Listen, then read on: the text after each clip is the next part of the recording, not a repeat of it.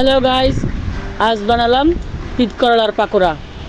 অনেকে তিত করলা খেতে চায় না, তাই আমি চেষ্টা করলাম নতুন একটা রেসিপি বানার জন্য।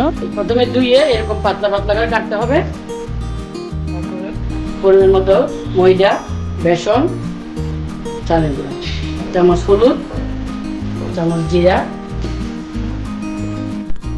স্বাদ মতো লবণ, সবগুলো একসাথে মিক্স করে নেবো। এভাবে তেল দিচ্ছি, একটু বেশি তেল দিতে হবে যাতে ডুবো তেলে বানাবে। আমরা এবার অল্প অল্প পানি দিয়ে ডোটা রেডি করবো। বেশি পাতলা করা যাবে না, এই জন্য অল্প অল্প পানি দিতে হবে। একটু ডোটা রেডি হয়ে গেছে, এরকম আটালো আটালো মাখাতে হবে। তারপরে এখন ভাজি করবো। প্রথমে এভাবে ডুবাবো, তারপর ডিমের মধ্যে একটু কোট করবো।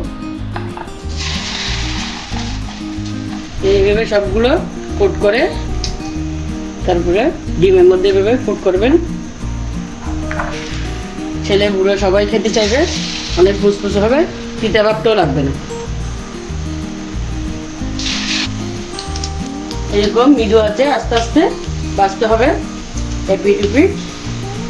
তারপরে যখন দেখেন একটু লাল হয়ে যাচ্ছে যেগুলো, এগুলো আমি এখন উল্টে দেবো।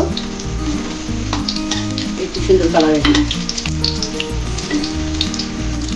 সবগুলো একদম মশমশা দিয়ে গেল।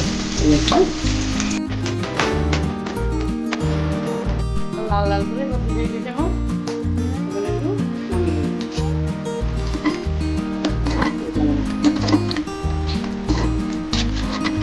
আজ বানালাম তিত করলার পাকোড়া।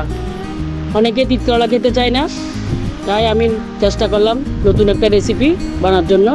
আপনারাও বাসায় সবাই বানাবেন, কেমন হয়েছে জানাবেন।